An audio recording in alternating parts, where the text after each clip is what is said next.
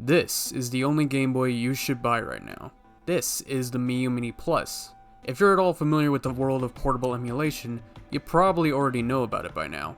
It came out last year due to the stock issues of the original Miyoo Mini, and it being very difficult for them to source the screen they originally used for it. Unfortunately, their efforts were completely in vain at the time, and they ended up suffering the same stock issues for a while. That was one factor that made me buy the original RG35XX over this, because I physically couldn't buy it back then. Nowadays, it seems Miyoo is basically having no stock issues anymore, even with the regular Miyoo Mini, although I hear the screen for those isn't very good.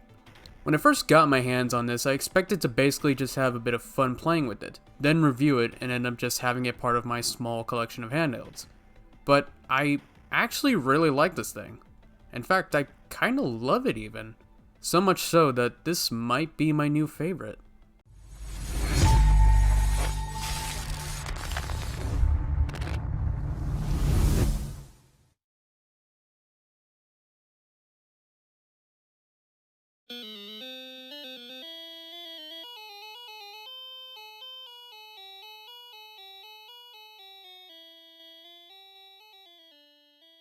So let's start with what we get on the outside. On the front, we have a 3.5-inch IPS display, a D-pad, 4 face buttons, start and select, a speaker that sounds pretty good for this device, and a function button. On the left, we have our volume up and down buttons, and on top, we have our power button. On the bottom, we have our USB-C port for charging, headphone jack, and a micro SD card slot.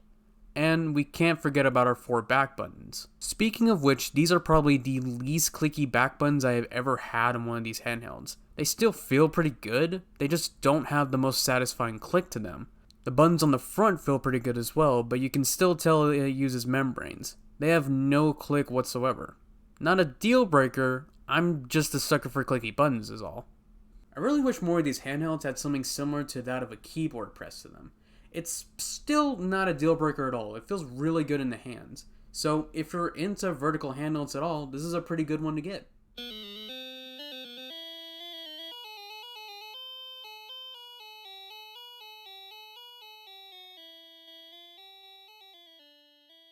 As usual, everything I played on here ran perfect. Back then, this could only play everything up to PlayStation 1, but with some of the latest updates on Onion OS, it's now possible for this to natively play Nintendo DS games as well. From NES to PlayStation 1, I was seeing perfect emulation quality.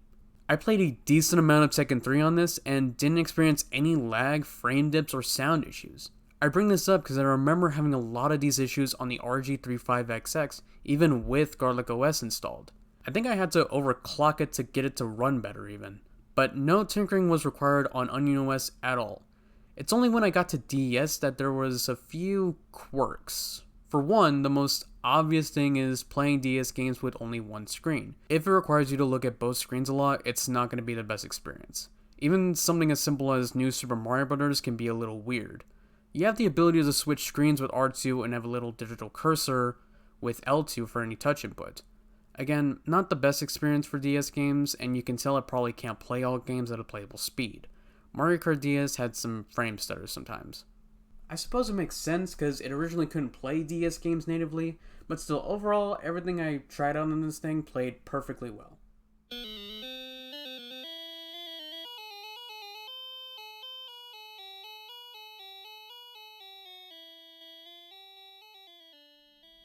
So I only play around with the stock OS for just a little bit.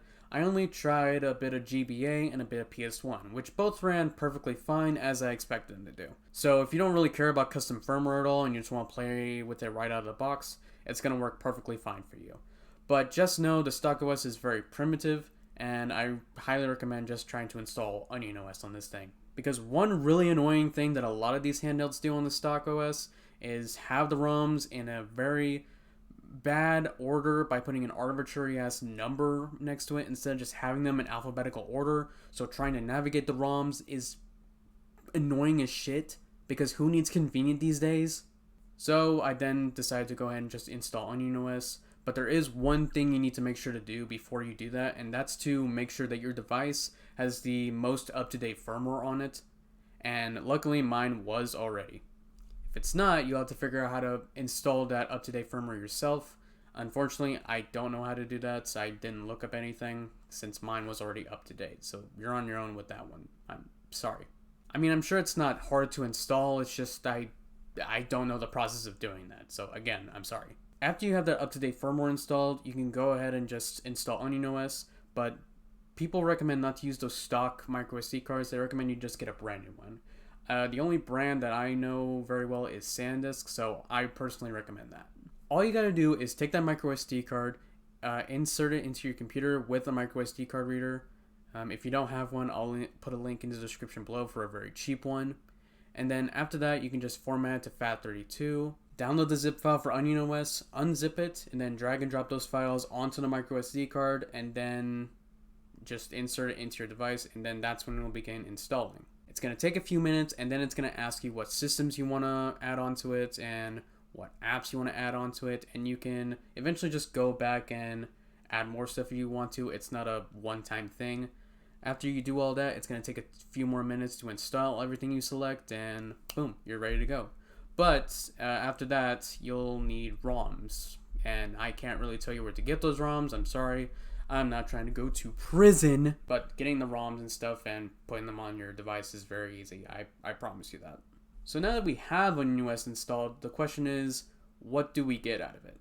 Well, we get some of the great quality of life features, like the ability to use the game switcher to switch seamlessly from one game to another, and whenever you want to go back to another game you were playing, it'll start you back where you left off. Some other nice features are with systems like Gameboy Advance, where you can fast forward with R2, which could be useful for stuff like Pokemon. You kinda have to hold it though. I couldn't really have it to where you can just tap the button to turn it on and off. In Game Boy, I was able to switch from tons and tons of different color options. I think there were nearly 200 options actually. We have underneath stuff like the over-the-air updater, which allows you to update to the latest version of Onion OS using your Wi-Fi. We also have some pre-installed themes if you want to make your console look just a little bit cooler. And the fact that you can just turn the system completely off in the middle of a game and it will start right back where you were once you turn it back on. It's an all-around much better user experience than on the stock firmware this thing comes with. So you'd kind of be missing out if you decided to just stick with the stock OS. The only weird thing I found about Onion OS is that the battery indicator acted a little funny. Every time I started this thing back up after I charged it, it went from 100% to 90% very, very quickly, no matter what. Even if I was playing PlayStation 1 or GBA, didn't matter. It just went from 100 to 90 very quickly, but then after that, the battery just acted normal. It didn't go as fast. So I don't know if I maybe just had a bad battery or if maybe Onion OS just had that one little glitch maybe. I'm not sure. It could be the latter because again, this is a community-made custom firmware. It wasn't made by the original makers of this device. So who knows? Also in the game switcher, it would randomly just glitch out and stay 0% but immediately go back to whatever percentage it was originally at. So yeah, don't really know what that's all about.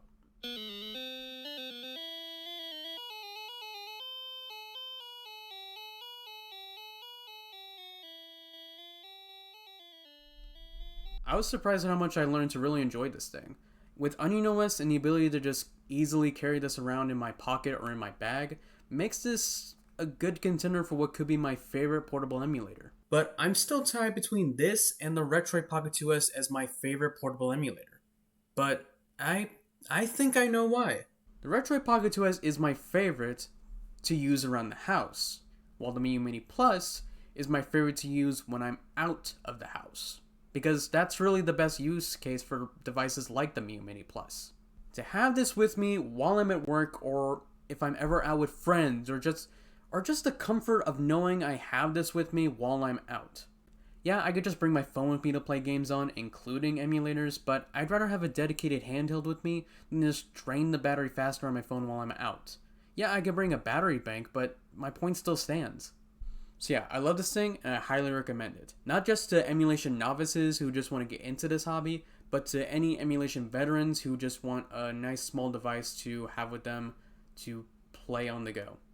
And those are my thoughts on the Miyoo Mini Plus. As always, down below in the comment section, let me know what you guys thought about this video, and as always, I'll see y'all next time.